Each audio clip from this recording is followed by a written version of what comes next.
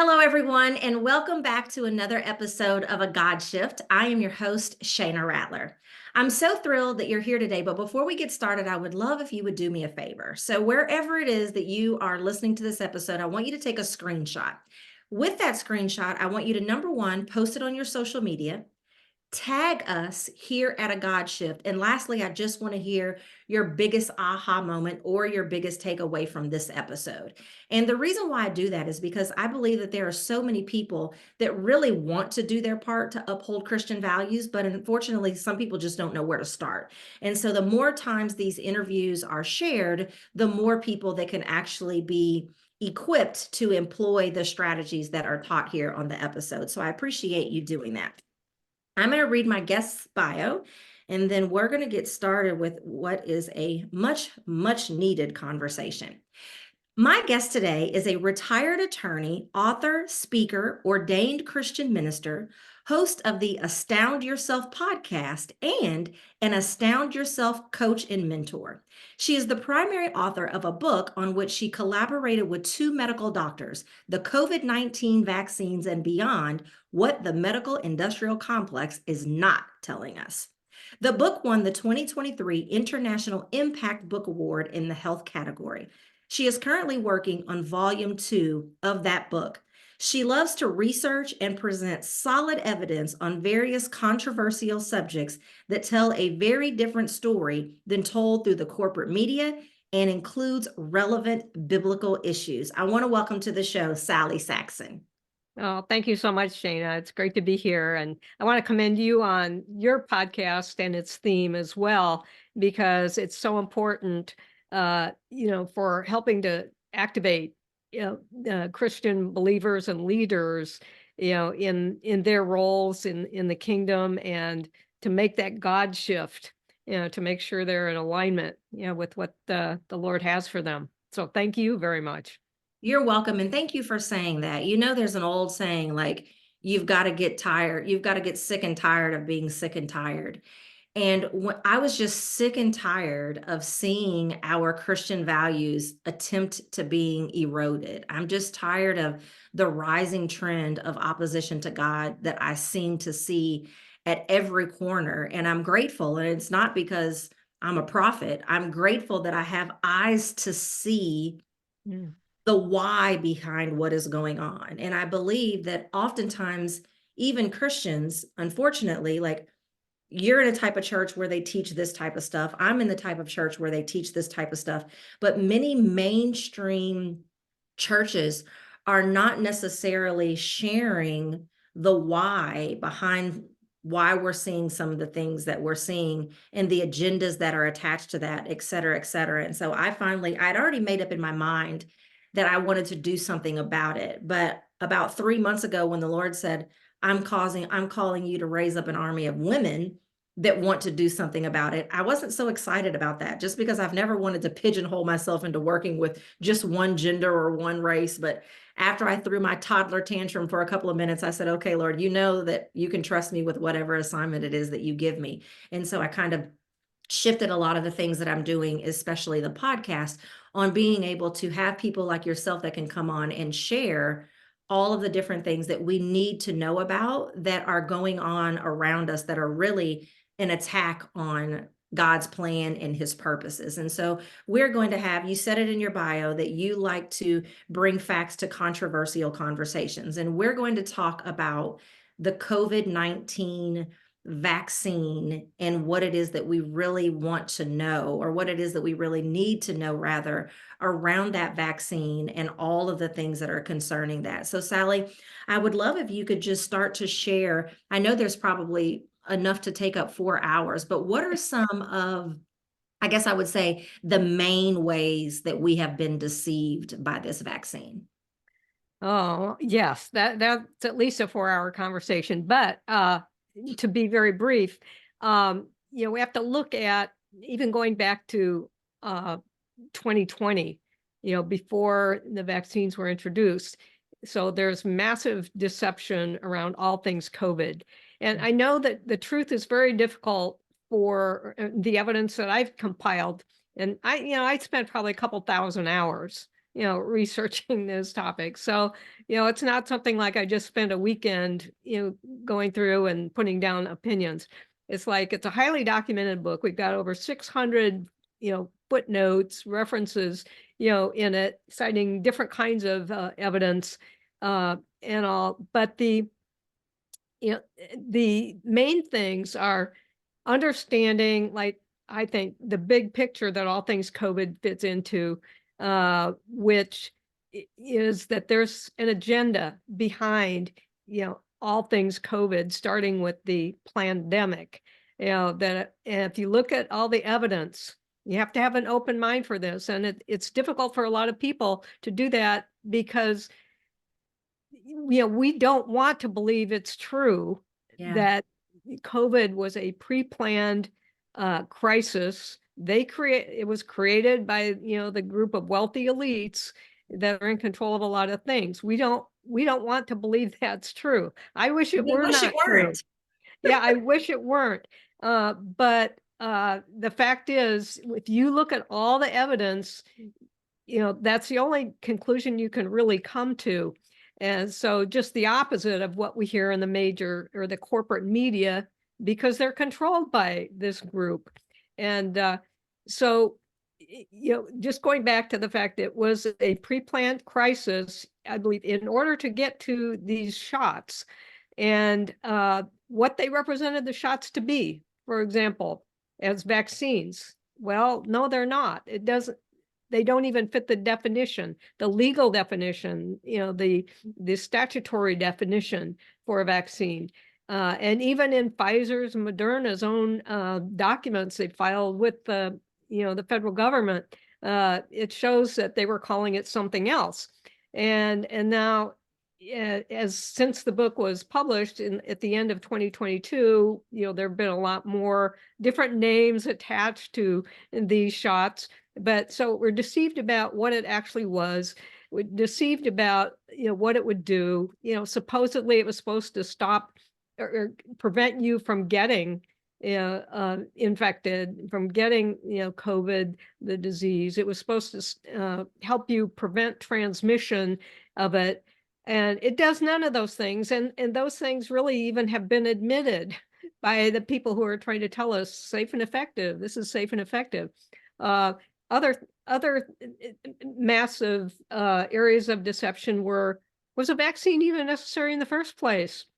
And when we look at that in the book and discuss that from 4 different angles, besides the fact that natural immunity is superior to vaccine immunity. Yeah. Yeah. But setting that aside, we go over 4 main reasons why it wasn't necessary, in the first place. You remember, they built up this big fear around COVID. Oh, this is a novel coronavirus, and it's going to kill so many people, and so you need to get this vaccine. Blah blah blah blah blah. Even Well, though the commercial said vaccination does not equal immunization. So it's like, yeah, so much misrepresentation. Even the COVID numbers, remember all the numbers we'd hear of COVID deaths in 2020, it just kept getting higher and higher and higher to build up that fear. Well, even the CDC website, explains, as we mentioned in the book, that only 6% of the numbers they were talking about were represented people who died from COVID rather than with COVID. Because, we've all heard, and when you hear the story of like the nurses, there's a great new book out, what the nurses saw, and they were telling horrendous stories that showed that what the corporate media was reporting was not at all what they were seeing, yeah. at their hospitals. But, so, and then there was a study by some other, I think lawyers, doctors, other professionals, who looked at the definition, and the way that CDC had directed, healthcare providers to report deaths before 2020, and then starting in 2020 with a new policy. And they showed if they had applied the same criteria and the same directives starting in 2020 as they'd had since 2003, Wow. it would have only been 6% of those big numbers we kept hearing on the corporate media. Or another example was, and this is one of my favorite, although it's one of the saddest, even according to Pfizer's own clinical trial data. Remember, we kept hearing that claim at the beginning that, oh, the vaccines are 95% effective, Correct. right? We heard that over and over. And so the normal person would think that, oh, okay, if I get the shot, then I have a 95% chance of not getting infected, not getting COVID, right? That's what the normal person would how they would interpret that. But actually, that's not at all what that 95% refers to. And in Pfizer's clinical trial data, they showed that, because they had two groups, they had the group that got the actual vaccine, and then they had the control group, which supposedly got a placebo. Mm-hmm. And so, there was about 18,000 or so people in each group. And, and so they came up with the figures that out of those 18,000 or so in each group, like only 6 or 8, people in the vaccine group actually got COVID. Only 162 in the other group got it. And they were saying, okay, so if you did nothing at all, got no shot, your chances of getting COVID were only less than 1% to start with. Wow. 0.88%, actually, 0.88%. And where the 95% reduction comes into play is, okay, if you got the shot, they showed that you would reduce that chance even further, below 1%, from 0.88 to 0.04%. Wow. That difference, is the 95% reduction. And now, if people knew that there was less than, even according to their statistics, there's less than 1% chance of getting the shot or of getting COVID if you didn't take the shot, or if you did, how many would be incentivized to go get it? But so there are several things about that whole issue of, was a vaccine even necessary in the first place? Yeah. And then you get into the issue of the harm that has been caused. Remember, for the longest time, we were told by Anthony Fauci and others, like, no, there are no deaths associated with this vaccine. Yeah. Their own data, the CDC's own data, show just the opposite, and Pfizer's data too. And at the end of February 2021, which was less than 90 days since they rolled out the vaccine, there were 1,223 deaths reported just to Pfizer. That doesn't include Moderna or anyone Sally, else. before you get into like what was really the result, I feel like the $1 million question is, because you've really did a fabulous job of laying the stage of many of the different ways that they deceived us. I feel like the $1 million question is why? Why were they so committed to this level of deception? What were they looking to gain? Where is this going? How tie that into the big picture of what the agenda is? Because I want to make sure in plain sight people see why this is happening. Because I think enough people now probably realize, like, maybe they didn't tell us everything they should have told us, but they need to understand why. What is the bigger picture of where they're hoping they can lead this into? Yeah, that's one of my favorite questions. Okay, so the bigger picture is there is an agenda behind all this, and it really leads us to the conclusion that this is a war, and it's a spiritual war at its root.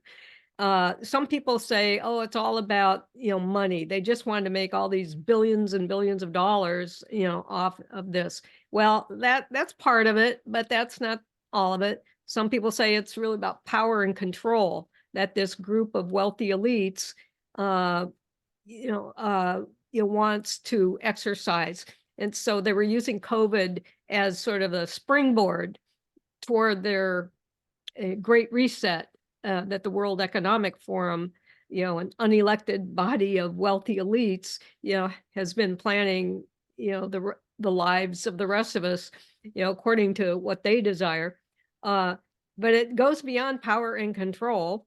It goes beyond the money, and it goes beyond even depopulation.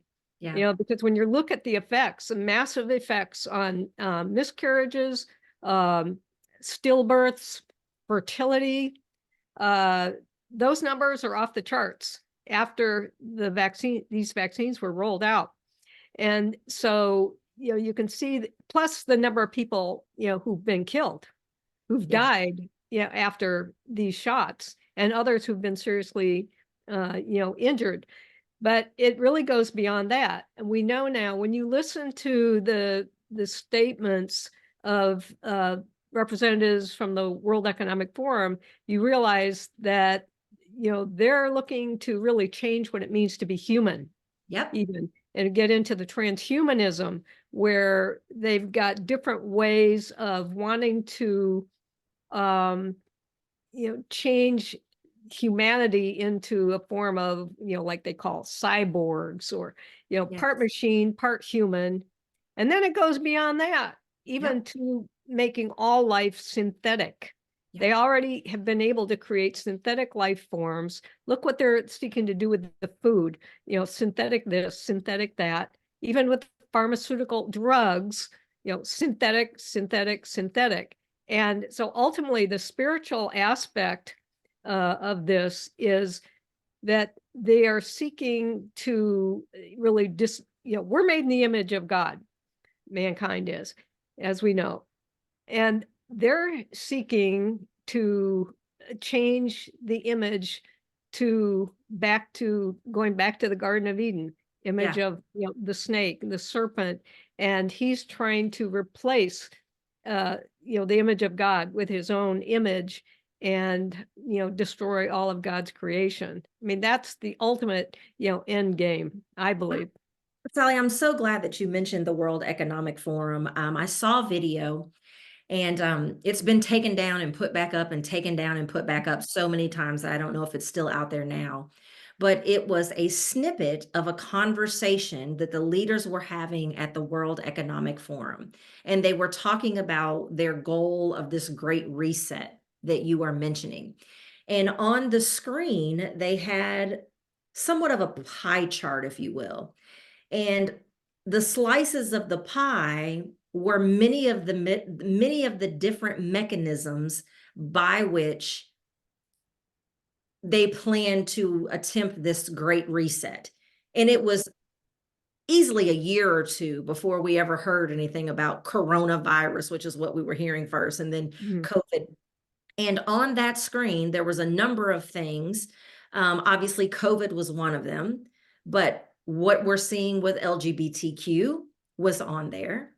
You know, they knew that, Trump being president would be part of that. And there was probably, I want to say, if my memory serves me correctly, there were at least 6 or 7 things that were on this pie. And I find it very interesting that they're talking about this great reset. Many people are talking about a one world, um, you know, a one world organization, a one world, government, if you will, is the word I was looking for. And way before we ever knew what COVID was. That's why I love when people call it a plandemic. They were discussing the plan of how they were going to introduce this into the world years before it happened. The Yeah. other thing that I love what you're saying about it being a spiritual war, because there were many Christians when it first came out that they were declaring that they felt like the vaccine was the mark of the beast. And I thought, well, if you really understand the Bible, many of us should be long gone before the beast, actually comes back, if you really know your word. But what I don't believe that this vaccine in and of itself is the mark of the beast. However, and digital currency and all the things that they're going to be able to do in that capacity was on there as well. I do believe that if they ultimately want to get to the place where they can control us in every single area of our lives, they had to begin to do what? Condition us. So they start out with this mass hysteria, this massive drive of fear to say, oh my God, this is going to eradicate the earth and everybody's going to die, to get everyone shaken up, then to come back and go, but oh my goodness, we have something that's going to help it. So now you've gotten me scared out of my mind. And now you present me, the same people who have gotten me scared, if they're now presenting a solution, then obviously I don't want that to happen. So I do feel like this was an experiment, number one. And number two, I think it was a way to begin to condition us, because if we can get you to do this, and then we can get you to do that, by the time we get to the point that we want the big hitters to come in, it's so easy because now we're already conditioned to do whatever it is they tell us to do. We've got to wake up. Yeah. And oh, there's so many aspects of that. But I agree that what they have planned, and by the way, for those who may not believe in that there is this bigger agenda and this group of wealthy elites, there's a quote in our book. It's by David Rockefeller of the Rockefeller family, which is one of the big families behind all this, where he came out and said in his memoirs, his written memoirs, which you can probably check out at your local library, where he admits, that he and his family are part of a secret cabal working against the best interests of the United States, working together with people all over the world to kind of form a one world, government and so forth. And so when In black and white. somebody, yeah, and also this is when you look at the framework that was laying out about the big picture and the biblical framework, it really provides a worldview that makes everything else make sense. Yeah. Even though we don't want it to be true, but the biblical framework of what's going on, the evil behind it. I mean, even people I think who aren't necessarily spiritual, recognize that there's evil, what these people are doing when they're causing so much harm and they know it, and they don't stop these shots. I mean, according to the FDA standards, if a drug has been associated with like 50 or more deaths, it's pulled off the market. Yeah. That threshold with these shots was reached probably in the month after they were rolled out. But Yeah. in January 2021, these should have been pulled. Now Yeah. we're 3 months or 3 years later. And look, they're still recommending them. Yeah. And So so talk what else about that, Sally. You started to go into that. How are these vaccines really affecting us? They told us what they should do. What have they really done? Well, okay, first I want to say that both before the emergency use authorization was given for these back in late December 2020, as well as after, there's evidence that shows not everybody got the same thing. In other words, some batches of the vaccine were much more harmful than others. And so some people may have gotten something that was maybe closer to a placebo, Yeah. whereas other people died the day they got the shot or soon thereafter. And then a whole lot in between where people have been seriously injured with just unprecedented numbers of deaths following a vaccine and unprecedented injuries and so forth.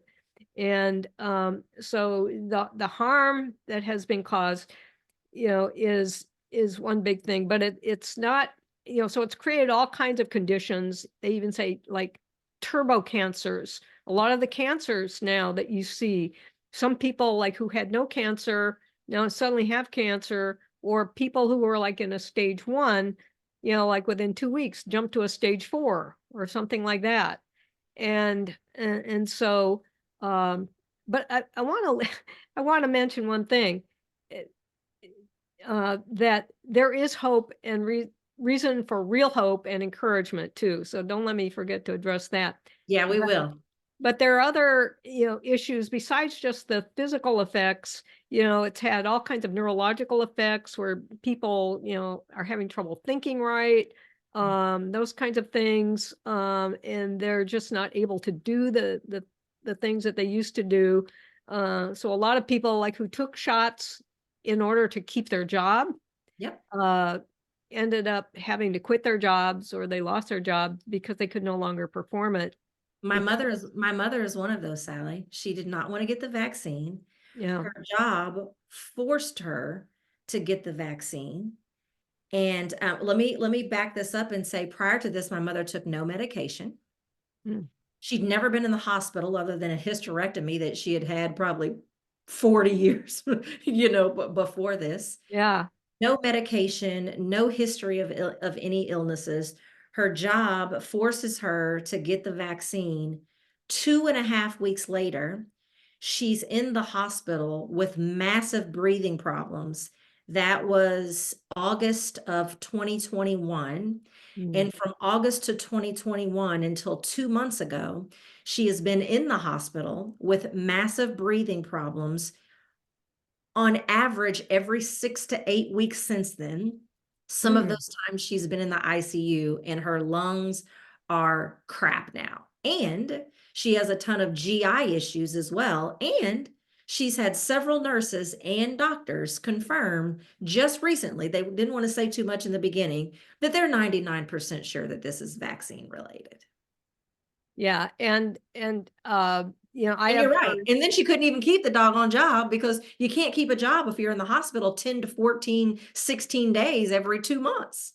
Yeah, and I'm so sorry that happened to your mom. It's just tragic. The stories. That's what really motivated me to write, this on this topic to begin with, was just hearing so many heartbreaking stories. And but not only do I want to give hope and encouragement, because some of the other doctors, now you got to go outside of modern medicine really Yes, you do. to find effective solutions to these issues. But more and more now they're finding things that, really make a difference and help, relieve or remove these symptoms. But that's a story for another day too, Yeah, I because wanted there's so to much ask you if there. you were familiar with Dr. McCullough.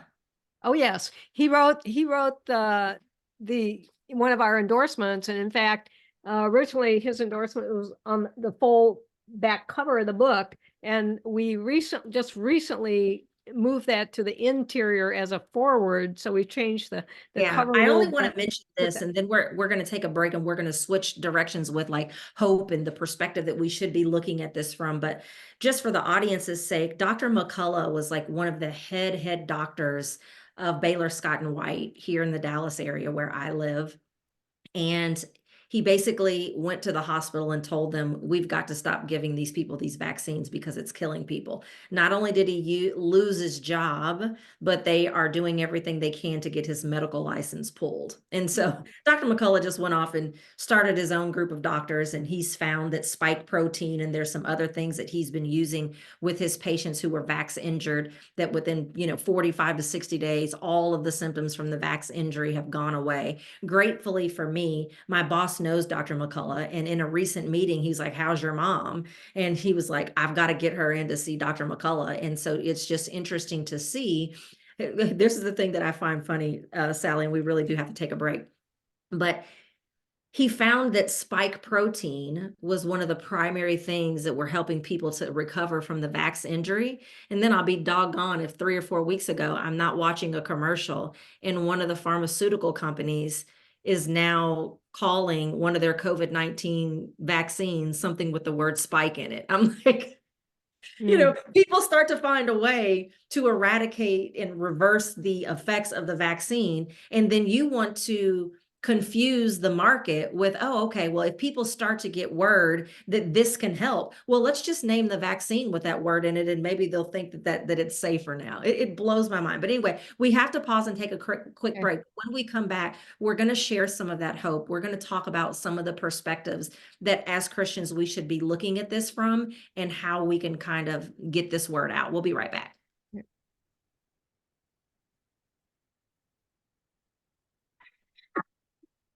God is commissioning women leaders to uphold Christian values and change the course of history for his glory and to mobilize other women to blaze the same trail. Want to know what type of kingdom leader you are and learn specific strategies to impact change based on your type? Find out by going to kingdomtrailblazerquiz.com right now.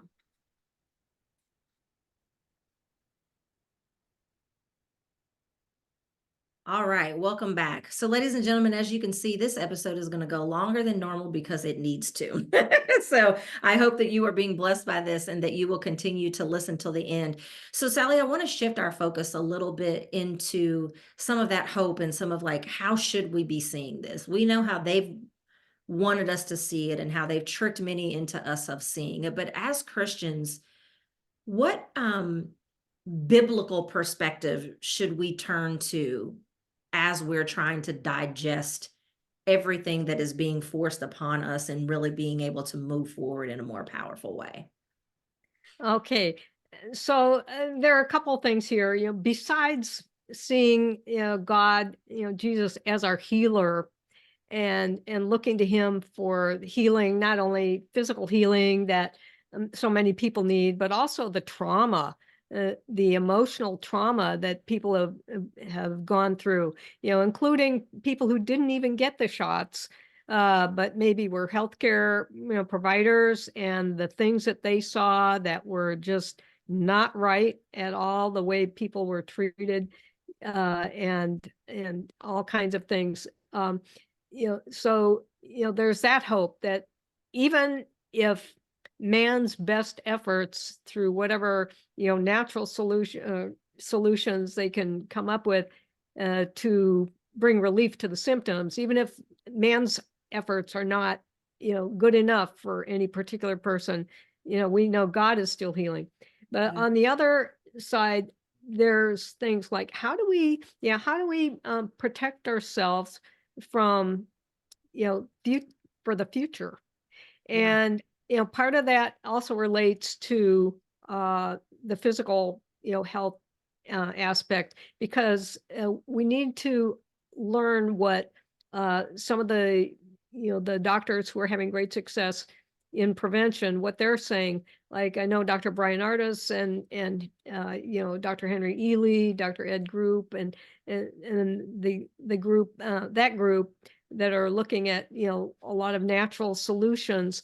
They're saying there's no matter what the next health crises may be, or the next pandemic that the World Economic Forum, the World Health Organization may announce, said there are ways to prevent you from getting sick. There are solutions if you are sick, and so there's no need to fear. There's no need to fear. And because one of the big things we saw with this, as you mentioned too, was the fear that was generated that then led people to make decisions that they now regret. Now, one thing I want to say about that is one way that we all need to be prepared is to recognize the big picture that I was describing, that there is an agenda that's an evil agenda by a group of wealthy elites and those they surround themselves with. They've got an agenda that is you can only call it evil when they don't care about how much harm they're causing, and they come out even in their statements and talk about this. So the awareness that there is a big agenda, finding out what it is, but even beyond that is what's important is to understand the different strategies and tactics and ways and methods that they use to deceive people. Yeah. And our book is full of several different ways, where like they create their own crises in order to justify the solution that they have already, planned, which is not in our best interests. And they change definitions, they manipulate the data, they make up data, they just outright lie. They will do whatever they can. And because they control the corporate media, that's a huge, thing. And a lot of people still, even some Christians, still listen to the corporate media and get their information from there. It's like you can't do that anymore Well, and and get. here's the thing, Sally. The reason that many people are able to deceive other people, and it's so easy for us to be deceived, is because they've been known for doing at least some good. Inherently, they just haven't always been bad people, but they're building with bad material. But I like to use the example of rat poisoning. Rat poisoning is 90% good corn and 10% deadly poison. And so Mm, that's why it's so easy for us to be deceived because, like, Satan is never going to jump out and scream boo. It wouldn't be deception if they let us know ahead of time. And so the people that are deceiving us have not inherently been known to be evil and bad. And so we're like, oh, well, I mean, these are the very people who are doing good. These are the very people that are designed to protect us. So why would we not listen to them? You know? yeah. Yeah. Well, and this is part of the problem that, I mean, we should be able to trust these people who are in positions of authority and power, And that's uh, what's sad. especially with regard to an issue of life and death, literally, life and death. But unfortunately, we cannot. And Mm. it's difficult for a lot of people to get their mind around that. And, back in the Nazi Germany days, one of their very effective tools of propaganda was to tell really big lies, uh, because the idea was that people will more easily believe a big lie than a smaller lie. And Mm. so for many people, even a lot of believers, it was the truth about all things COVID was too big, not to believe. And or it was not to it was too big, not to believe what the corporate media was saying. Like, well, you know, on the other hand, you got people like Dr. McCullough and Dr. Bernardus and my two authors and so many other doctors who risk losing everything were warning people and saying, no, these are dangerous, the most dangerous medicinal product in history. I know And for me, I thought, since when has the United States cared enough about our health and well-being that they're like giving stuff away for free? We'll put your kids through college. We'll give you weed if that's your thing. Like we'll pay you to do it. Like, oh, all of a sudden the United States now cares this much on a mass level about our health and well-being. Since when? That was when my antennas went up. yeah, so we have to get beyond this and really look at the evidence and be open-minded. And because the independent media is full of a lot of tons of evidence, mountains of evidence, and no, and like our book, there's hardly a page I think that you can go to without, seeing some evidence, solid, incredible evidence that supports, this whole the claims that I'm making, and that others have made, that this is the most dangerous medical product in history. It's not safe and effective. Fortunately, not everybody got the same shot. So some people who got the shots, were not, harmed. But we still don't know like what was really in the shots because there's some other undisclosed, things in there that, have other purposes that have nothing to do with, health. Yeah. And that's another part of the deception. And so, when we're talking about the different ways that they deceive people, if we know that these are the ways they deceive, because they will do anything. I mean, lie, cheat, steal, kill, whatever to advance their agenda. Yeah. They really truly do not care, Yeah. what harm they do to you or to me, our loved ones. They do not care. And this is like, our battle is not against flesh and blood. Yes. It's against the spiritual powers, the Yeah. principalities and so forth. Wickedness Eh, in high places. Sally, I was licensed as an occupational therapist for 18 years. mm, And the last probably half of my healthcare career, I did home health. And when the vaccines first came out, because I refused to take them, I was like, listen, I'm going to get my religious exemption. If that doesn't work, I'll leave and go somewhere else. I will quit this field altogether before I will put this in my body. And so I went to a woman's house to do her evaluation who had been vaccinated. And she asked me if I was, and I could have easily lied and said yes, like many of my colleagues, but that's not who I am. And so I told her that no, that I hadn't had it. And she put me out of her house. But before she did, she was just like, how dare you? You're a healthcare worker. And it was just really interesting to me that it seems like on this topic, all logic has gone out the window. Some of the most intelligent people that I know have not said anything that I was not left saying, like, make it make sense, right? Because in my mind, I thought, if you are as confident as you are that the vaccine is going to do what you believe it to do, that means you're protected. So why are you so concerned if I didn't take it?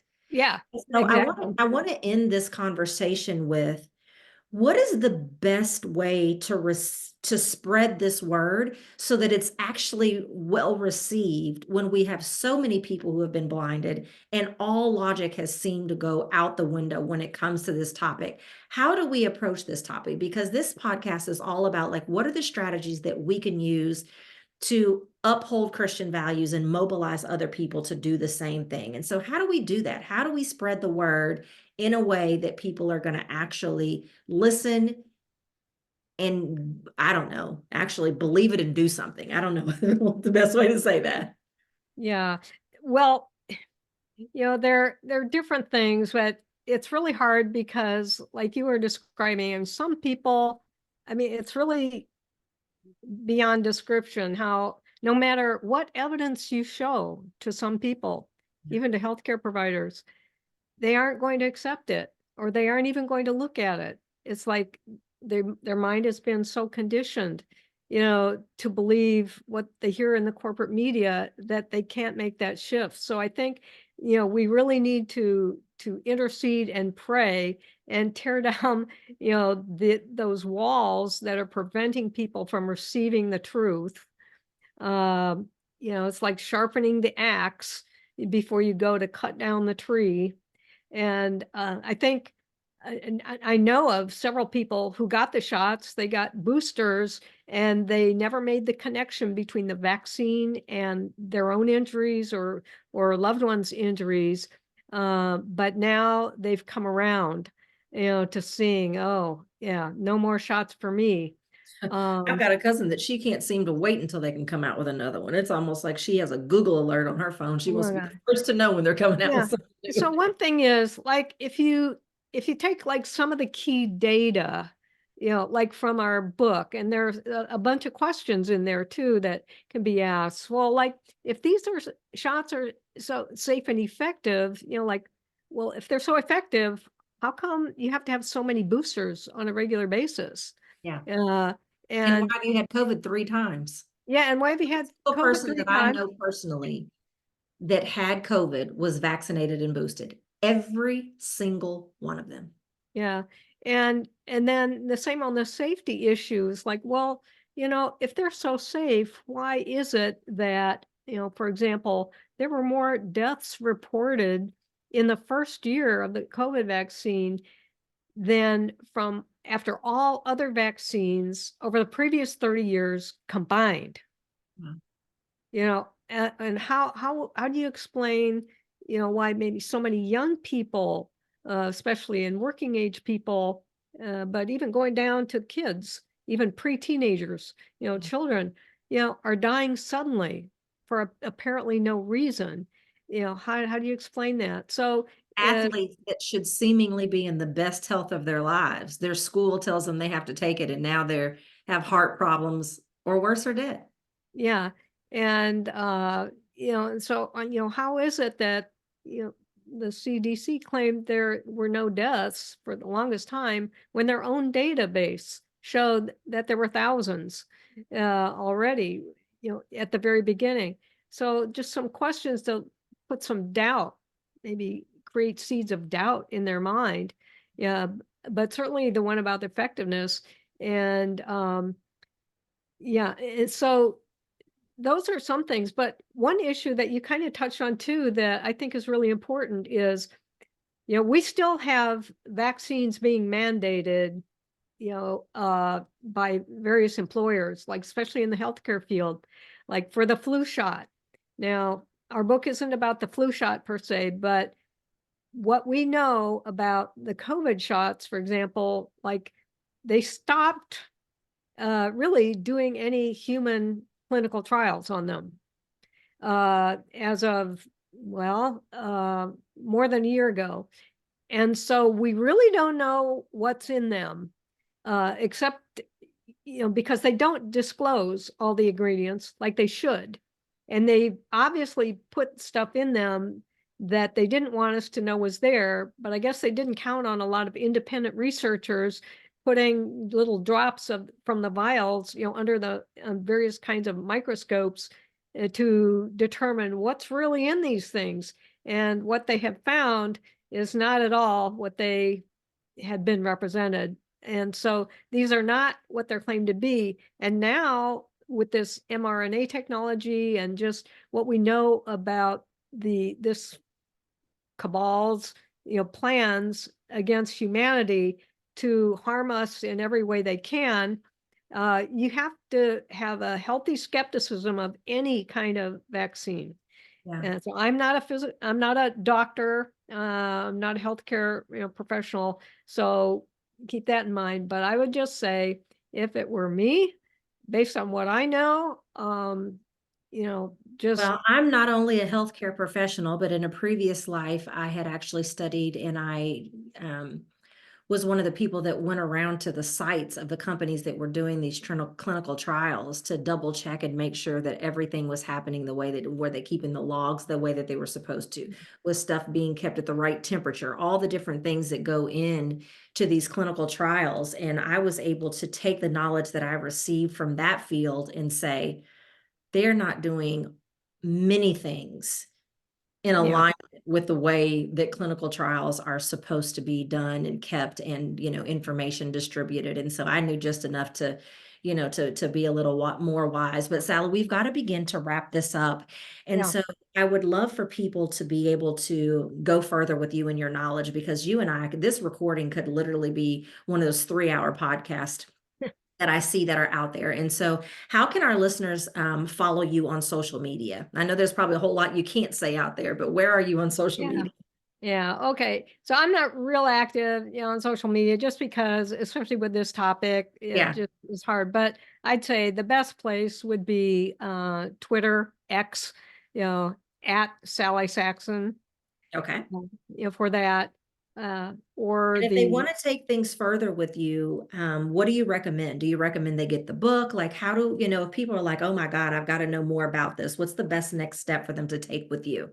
Yeah, get the book. And I'm working on volume 2 of the book, which hopefully will be out in the spring. That's the plan.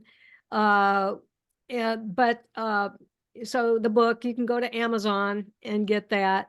I'm sure Shayna will have that in the show Yes. notes. The COVID-19 vaccines and beyond, what the medical industrial complex is not telling us. Uh, and you can go to the cvbook.com. CV stands for COVID vaccines, thecvbook.com to see. There's other, information there. If you want to check that out, you can get a summary of the book there as well. And I'm going to be doing a little mini podcast series on, protecting your family's health and well-being in the age of COVID, and beyond. Just a real mini short series related to that, and as well as in my podcast series, we sometimes cover various kinds of health related issues, how people can really take care of their health in different ways than they realize were even available. Yeah. Um, Well, so I appreciate you being here. This is much needed. You were a phenomenal guest. You shared some phenomenal data with us. We talked about this a little bit before we started the recording, that I'm a big proponent of facts over feelings. This is not just about our opinions. And so I appreciate you being here and the information that you have shared. And y'all, I need you to share this episode far and wide. You probably have already thought of at least 5 or 6 people as we were going through this interview that need to hear this information. And so I pray, everyone, that this episode has blessed you the way that it has blessed me, and that you will go back and listen to previous and future episodes as well. Everyone, thank you for being a part of a God Shift. Have a great day. Bye-bye. Thank you, Shayna.